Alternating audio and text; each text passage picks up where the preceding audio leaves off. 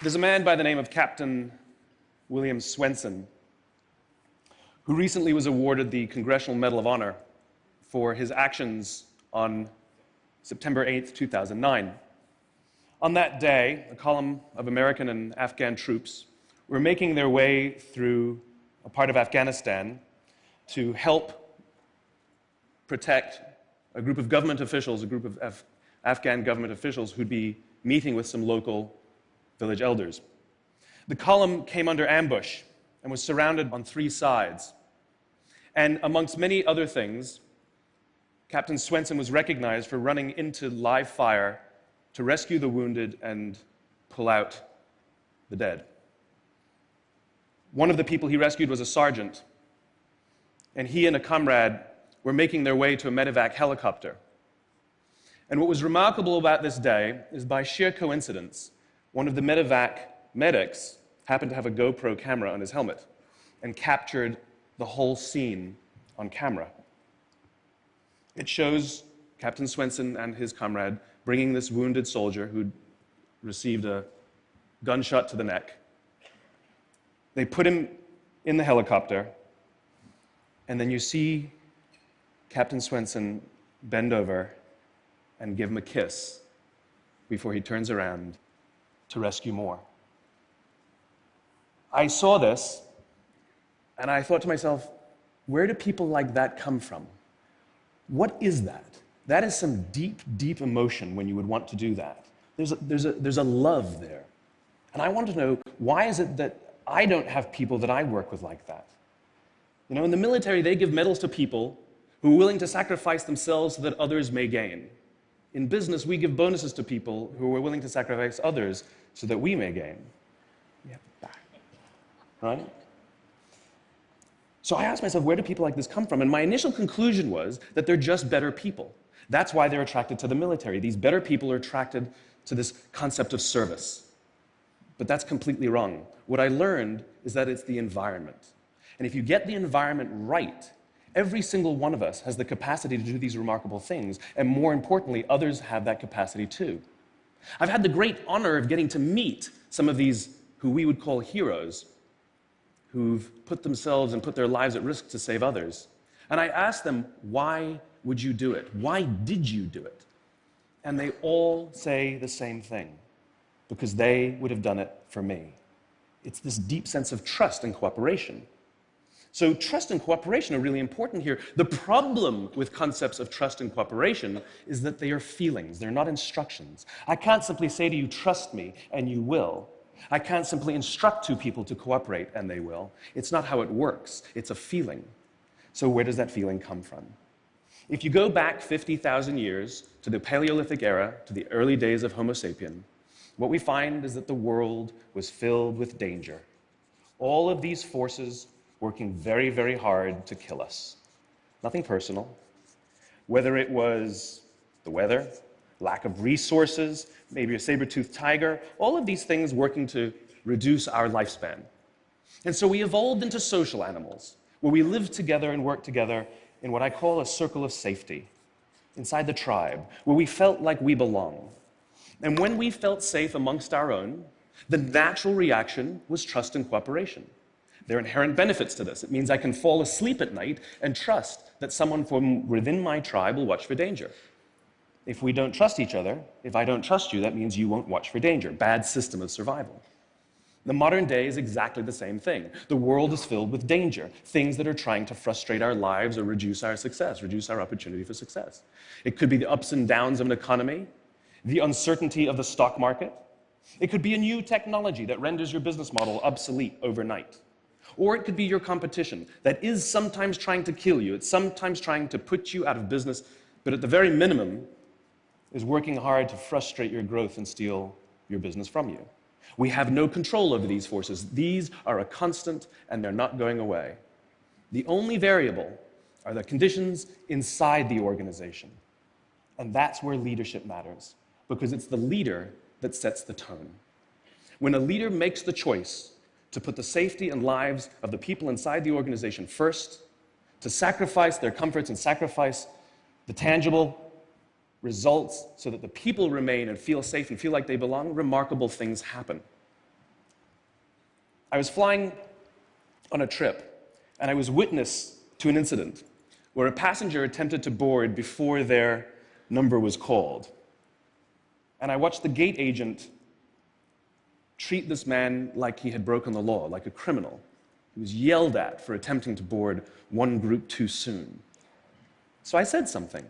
I said, why do you have to treat us like cattle? Why can't you treat us like human beings? And this is exactly what she said to me. She said, "Sir, if I don't follow the rules, I could get in trouble or lose my job." All she was telling me is that she doesn't feel safe. All she was telling me is that she doesn't trust her leaders. The reason we like flying Southwest Airlines is not because they necessarily hire better people, it's because they don't fear their leaders. You see, if the conditions are wrong, we're forced to expend our own time and energy to protect ourselves from each other. And that inherently weakens the organization. When we feel safe inside the organization, we will naturally combine our talents and our strengths and work tirelessly to face the dangers outside and seize the opportunities. The closest analogy I can give to what a great leader is, it's like being a parent. If you think about what being a great parent is, what do you want? What makes a great parent? We want to give our child opportunities, education, discipline them when necessary, all so that they can grow up and achieve more than we could for ourselves. Great leaders want exactly the same thing. They want to provide their people opportunity, education, discipline when necessary, build their self-confidence, give them the opportunity to try and fail, all so that they could achieve more than we could ever imagine for ourselves. Charlie Kim, who's the CEO of a company called NextJump in New York City, a tech company, he makes the point that if you had hard times in your family, would you ever consider laying off one of your children? We would never do it. Then why do we consider laying off people inside our organization? Charlie implemented a policy of lifetime employment. If you get a job at NextJump, you cannot get fired for performance issues. In fact, if you have issues, they will coach you and they will give you support, just like we would with one of our children who happens to come home with a C from school. It's the complete opposite. This is the reason so many people have such a visceral hatred, sort of anger at some of these banking CEOs with their disproportionate salaries and bonus structures. It's not the numbers. It's that they have violated the very definition of leadership. They have violated this deep-seated social contract. We know that they allowed their people to be sacrificed so that they could protect their own interests. Or worse, they sacrificed their people to protect their own interests. This is what so offends us, not the numbers. Would anybody be offended if we gave a $150 million bonus to Gandhi? How about a $250 million bonus to Mother Teresa? Do we have an issue with that? None at all. None at all. Great leaders would never sacrifice the people to save the numbers. They would sooner sacrifice the numbers to save the people. Bob Chapman, who runs a large manufacturing company in the Midwest called Barry Waymiller, in 2008, he was hit very hard by the recession, and they lost 30% of their orders overnight. Now, in a large manufacturing company, this is a big deal, and they could no longer afford their labor pool. They needed to save $10 million. So, like so many companies today, the board got together and discussed layoffs. And Bob refused. You see, Bob doesn't believe in head counts. Bob believes in heart counts. And it's much more difficult to simply reduce the heart count. And so they came up with a furlough program. Every employee from secretary to CEO was required to take 4 weeks of unpaid vacation. They could take it any time they wanted, and they did not have to take it consecutively. But it was how Bob announced the program that mattered so much. He said, "It's better that we should all suffer a little than any of us should have to suffer a lot." And morale went up. They saved $20 million. And most importantly, as would be expected, when the people feel safe and protected by the leadership in the organization, the natural reaction is to trust and cooperate. And quite spontaneously, nobody expected, people started trading with each other. Those who could afford it more would trade with those who could afford it less. People would take 5 weeks so that somebody else only had to take 3. Leadership is a choice. It is not a rank.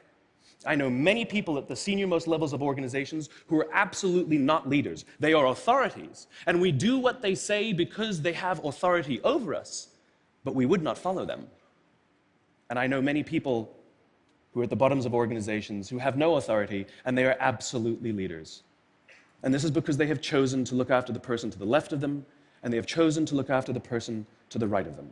This is what a leader is. I heard a story